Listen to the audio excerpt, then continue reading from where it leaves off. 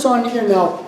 This, well, first of all, I also always, I put the coats of finish on with the piece on the lathe. That's the other thing. You know, if I didn't have this bowl on the lathe, if I had it in my hands and I was trying to put a finish on it, it would be very hard for me to get a nice uniform finish over that whole surface.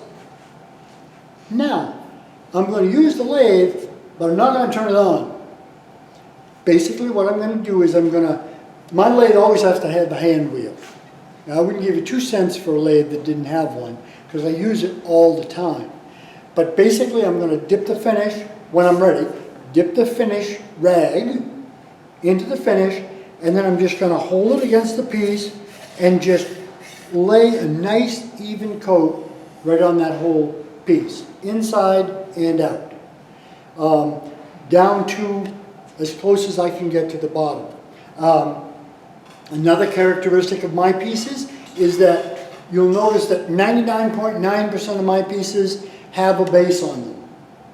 Now, I can give you this whole artistic thing about how the base elevates the piece above the table and all of this stuff, creates a shadow, a bunch of bullshit. Okay? Basically what that base does is that's my cutoff point in finishing. I'm going to finish everything from the bottom of that base upward. And I'm not going to mess around with that base at all. Then I'm going to reverse turn the bowl and I'll work with that bottom as a separate entity altogether. Okay? But today we're just going to talk about doing the body of the piece.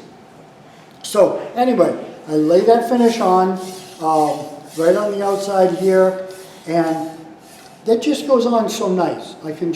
You can see where it is. Obviously, you don't want any runs, but you can tell where you've got heavy marks and lay that finish right on there nicely. And then you've got the sand. Now, I do all my finishing right in the shop, right on my lathe. You know, is there dust in the air? Tons of it. Does the dust get on the pieces? Tons of it. But I don't care, because between coats, I'm going to sand this right down. That's the other thing. What's the most critical sanding you can do between coats? To me, first coat. Because if this were a piece of furniture, we would use something called a wash coat or size. And we would mix up, well, one of the size that we used all the time in furniture making was take a cup of water and just put 3 or 4 or 5 drops of glue in the water, mix it up, make it look like cloudy. And then you paint that on your piece. Furniture, you lay it on there, and then you let it dry. Okay, you put it on with a small rag. Basically what you're doing is raising the grain, but then the glue holds it there. You don't want enough glue so that it's going to penetrate the wood.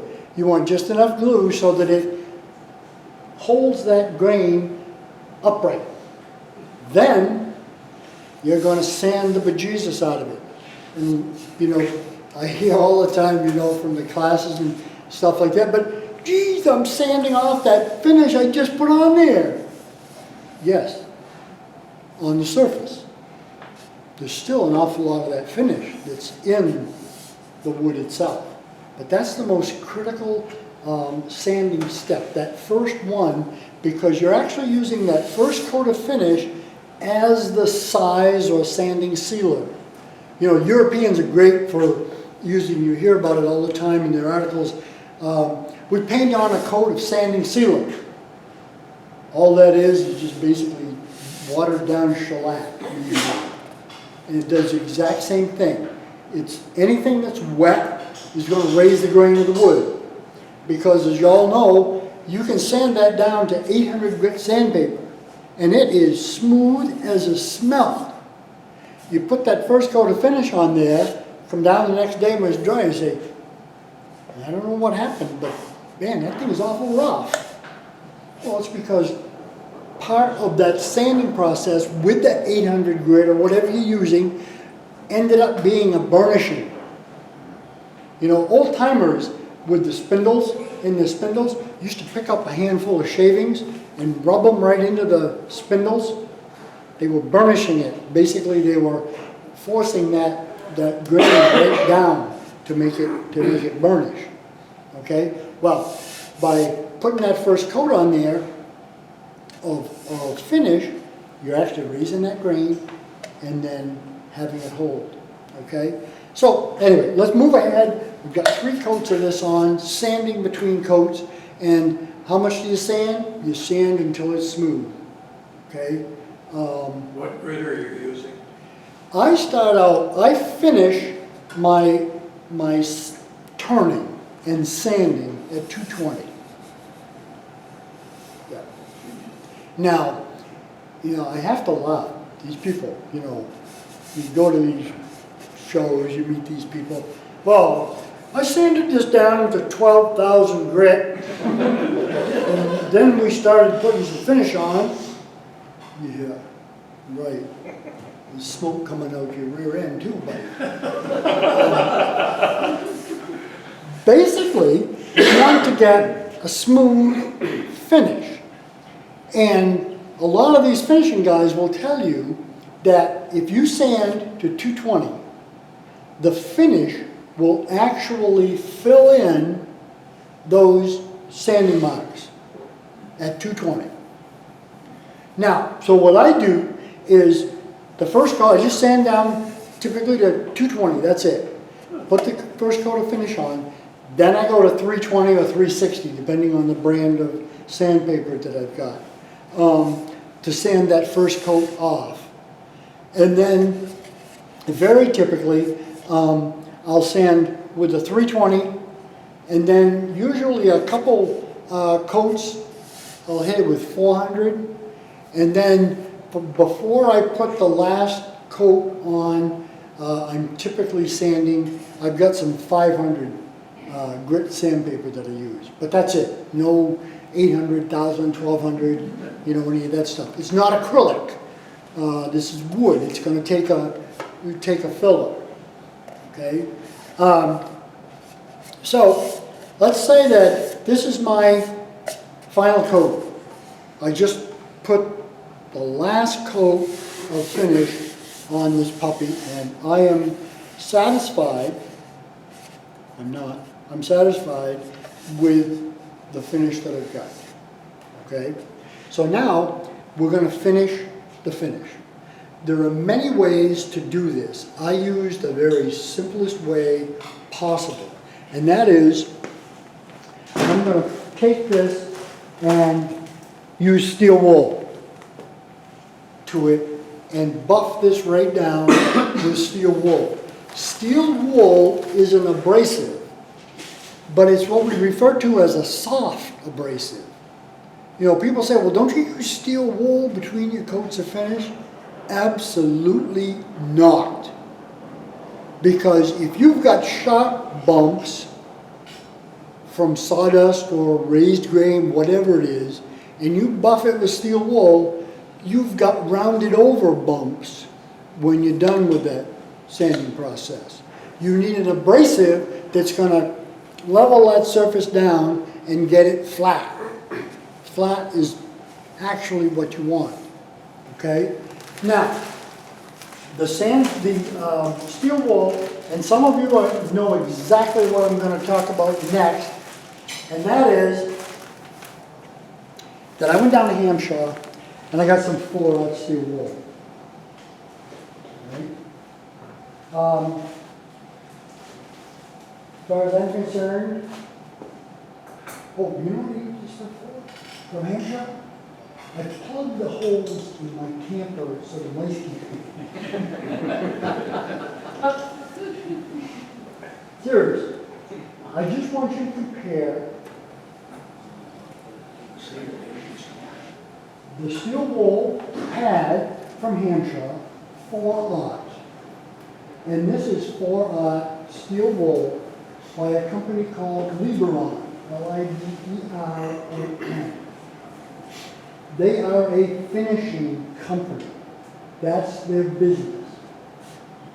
So this stuff, there's absolutely no comparison to it. The other big difference, if you take a blowtorch to this, the light right on fire. There's oil in it. And they put just a little bit of oil in it, so it doesn't rust. Okay? This stuff doesn't have. I actually found that out many, many moons ago. Down in my shop, I had my lathe on a bench. Oh, I had my bench grinder on a bench that had metal drawers. And in the top drawer, I kept my Hampshire lumber steel wall. Well, the drawer was open about 2 inches. And I'm up there sharpening my tools, and next thing I know, that whole thing caught on fire. I'm going, what the hell? Steel wall caught on fire? So I learned my lesson. So,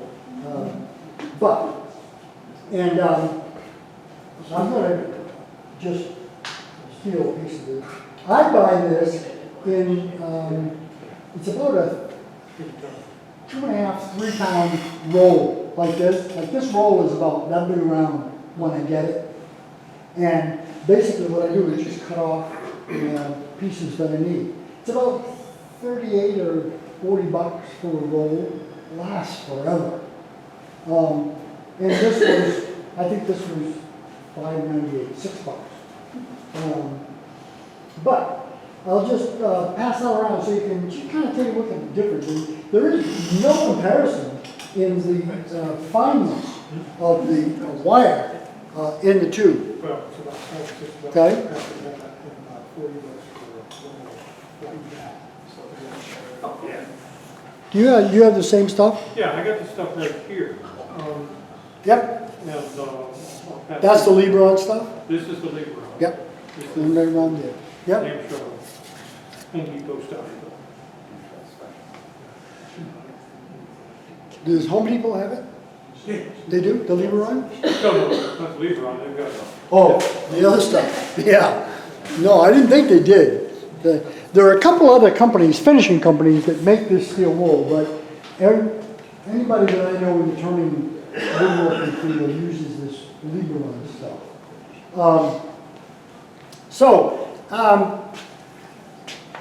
What I do is take the piece on, and I like to turn it up to about as fast as it'll go.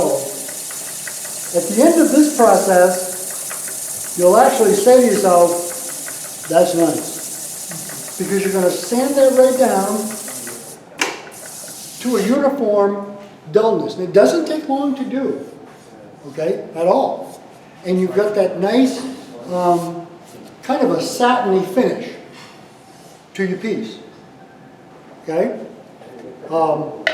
And now we're ready to go the next step, and you need to ask yourself, what do I want that finish to actually look like? Now, personally, I don't like the gloss, plasticky look. I want my pieces to have kind of a subtle sheen to them. I don't know how to explain it. I just like it. But I don't want it to be too plasticky looking. Now, so the next step is simply, and I had a stack of them. Oh, I didn't take them out yet.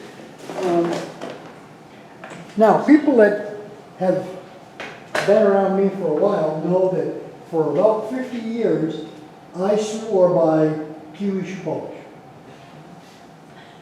And then this whole thing started about everything had to be food safe. So as I was selling my bowls, salad bowls and things like that, they say, well, I know that you've used the Balin salad bowl finish, and that's the only one that the FDA approved as being food safe when dry. So they said, is your kiwi shoe polish food safe? I I don't know. It doesn't say that it is. I know it's mostly beeswax, and it's got some really nice scent to it. But a very, very famous wood trimmer, J. Paul Fennell, lives out in Arizona now. He used to live in Tingsbury, Massachusetts. Again, a little history. The first wood trimming group like this in New England was the Central New England Wood Trimmers. And they met at the Worcester Arts Center. Worcester Craft Center. Yeah, the Worcester Craft Center, every Thursday.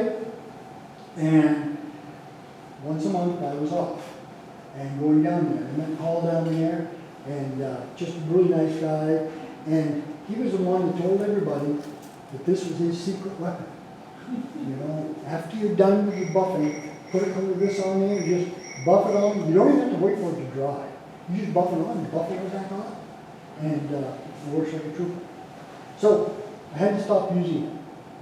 Well, I did stop using it because I didn't want people getting sick on the, I couldn't even imagine the minute amount of this stuff that I was actually using.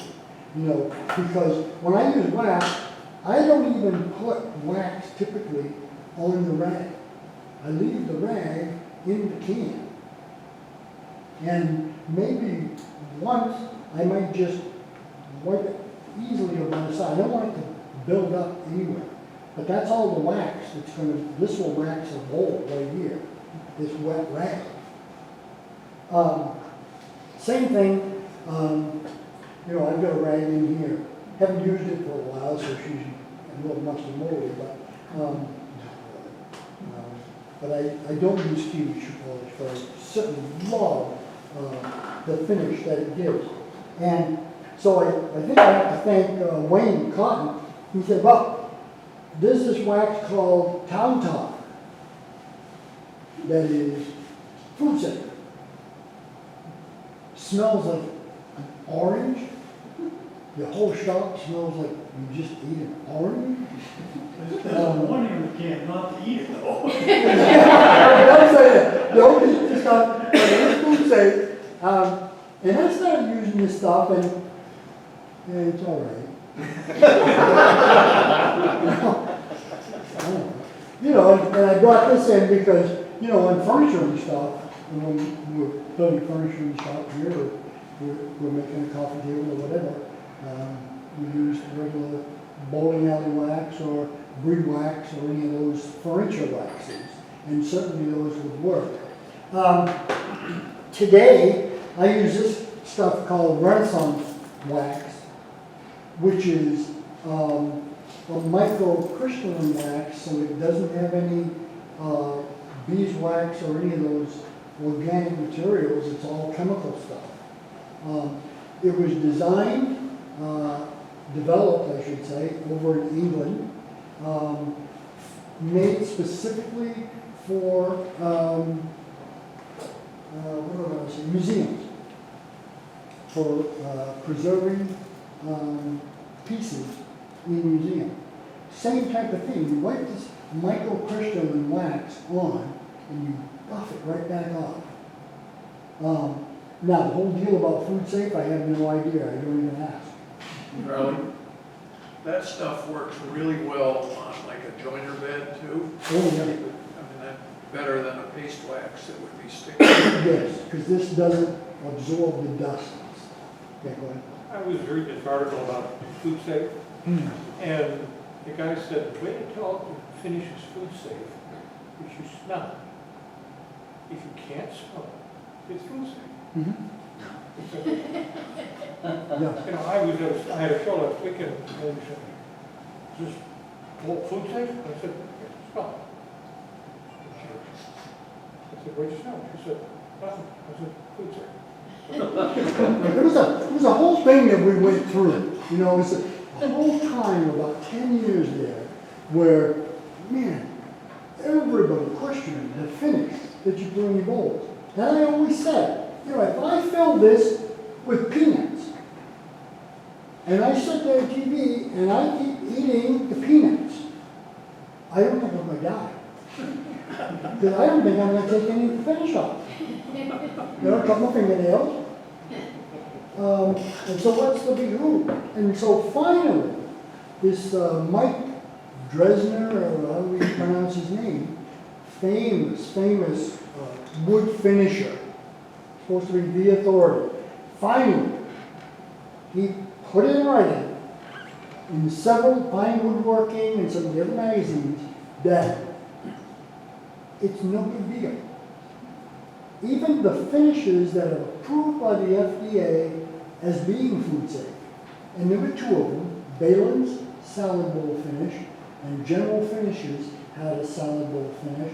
Those two, as far as I know, were the only two that went through that whole FDA process of getting certified as food safe.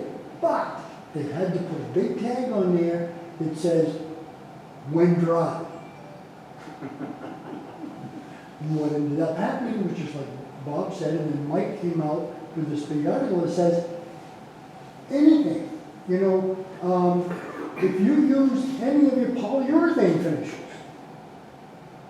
once they're dry, all the metallic dryers and everything else, which were making them non-food safe, have evaporated off. They're food safe. Yeah, go ahead. It's just such a huge debate online. I was going through it recently when trying to finish my bowl because there's so much information online and it's hard to know exactly what to trust. But I just wanted to point out that General Finishes actually had to change the name of their salad bowl finish, and now it's just called a bowl finish because they're not allowed to call it food safe anymore. And there's this whole idea online, yeah, what seems to happen with finishes is if they get little cracks or something in them, or you scratch the peanuts on the bottom of the bowl, that over time you're going to be eating some of the finish, and that it's just going to happen. And so, what is it that you're eating? So, Right. I don't know how to actually think about this stuff because I've heard if it dries then it's safe, and it doesn't matter what it is. If it dries, it's safe. But I've also read online, not really the case. And even, you know, there's one boiled linseed oil is linseed oil is flaxseed oil. Right. But I guess boiled linseed oil isn't the same as polymerized linseed oil, and boiled linseed oil is something that you shouldn't eat. But polymerized linseed oil, you can't. It's so goofy. And tried and true claims to be, and tongue oil is supposed to be okay because it's just the nut oil, and walnut oil and things like that that go rancid. But I'm lost because I don't know who to. I hear what you're saying. Well, the other thing is, I've heard that, and then I heard the counter. It's not really well, you know, I've always thought, you know, for years, I said, you know, You're not. how much finish does it take to finish a boat? Okay, you take that quantity of finish, put it in a spoon, and swallow it. I don't think so. Probably, you know, won't even give you the Hershey squirts. The microscopic amount is really important. So, I mean, but that's just been my take, you know, but I don't know. So anyway, the wax that I use now is this stuff, getting back to the Renaissance wax here. It's expensive. This little can is about $40, but it lasts a long, I think, long time. Okay, now, what I was getting at here is, once we get this thing sanded down with the 4-aught steel wool, a good quality steel wool, the finish look is all about how it reflects the light. So if we wanted this to be a real plastic, shiny, shiny, shiny look, my son-in-law, I absolutely hate these pieces. He's not here tonight, he's in Washington State, so I can say that. But what he does is after he's done this, he gets to the buffing wheel. Anybody here use the buffing system? Yeah. Good. I'm going to have you talk about it. No, you can take this now and you can put a glass finish on this puppy using the three-step buffing system there from Beal or whatever. Okay, we'll talk about that kind of at a separate time maybe. But what we're gonna do now is, we're gonna put the wax on. So I just rub a coat of wax on, and with this stuff, you just put a coat of wax on, and then immediately you can buff it right off. And you're going to get a finish that's not plastic looking, but it's gonna have a really nice feel and a nice glow to it. Now, if you've got a piece that comes out too shiny, then you go back to your 4/0 steel wool. Because again, it's about light refraction. So if the surface is too smooth and too shiny and you don't like that, because like I said, I don't like that plasticky look, you can work that finish down with your 4/0 steel wool. You just take the steel wool ever so lightly after it's waxed.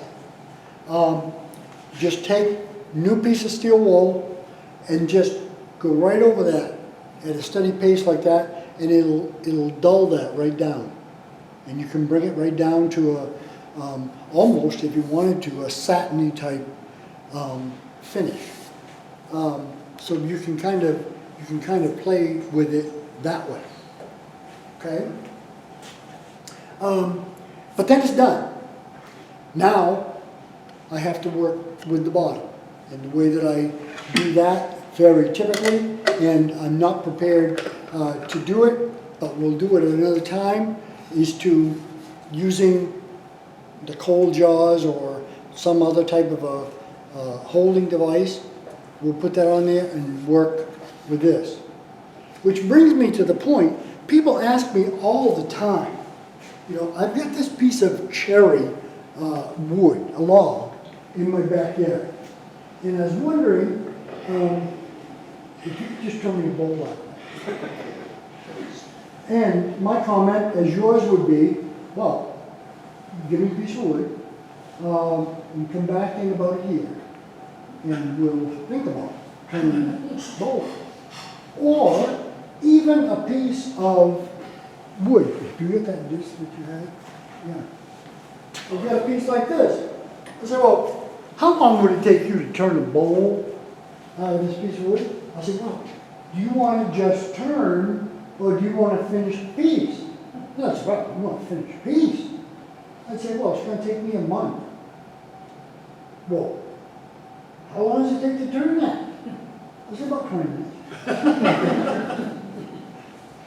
But we have to kind of educate people that this finishing process, everyone thinks that the turning process is the long drawn out process. That's the fun part, right? That's the part that you can do in no time. It's this finishing process that literally goes on for days and days and days. I mean, the way that I do it is I do my finishing at the end of a turning session. I turn in a 2-car garage. I have half of a 2-car garage. And there's a door in the back that goes into my basement. So in the basement area, I have shelf unit. And that's where the pieces, all stages of finishing are. But when I'm all done turning, then I've got a bunch of pieces, probably 10 or 12, that need, a coat of finish, a buff lock, wax job, or whatever. Okay? But anyway, so that's how we get that super smooth finish. You've got to finish the finish. Now, let's go to Chris's part. This would not be that hard a process to do. If he were to give me this piece and said, okay, big mouth, fix this up. Okay? This is how I would do it. What I would do is I would take, and I brought this bowl, this one here. This bowl was turned in 2001, and has been dinged around and thrown around. It's got one coat of finish on it.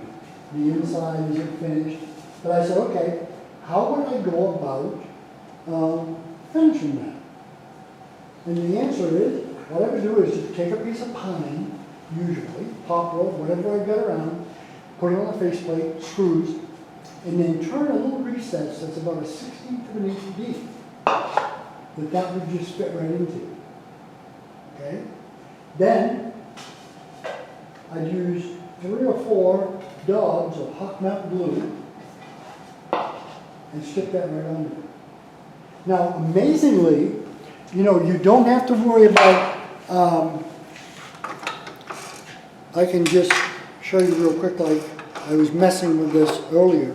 And while I'm setting this up, just an example, again, of where you might have to use this technique. This actually goes under the tips and techniques. You know, my daughter turned this little walnut bowl when she took my class, I don't know, way back. And they got a new puppy, Black Lab. And the Black Lab loved walnut bowls. I didn't get it fully, but you could still see a few teeth marks if you look real carefully on the outside rim. But here I've got a bowl like this bowl here that I'm going to mount to totally refinish, and sand down. And so the technique that I use, as I said, is to simply take a piece of scrap, turn that little recess,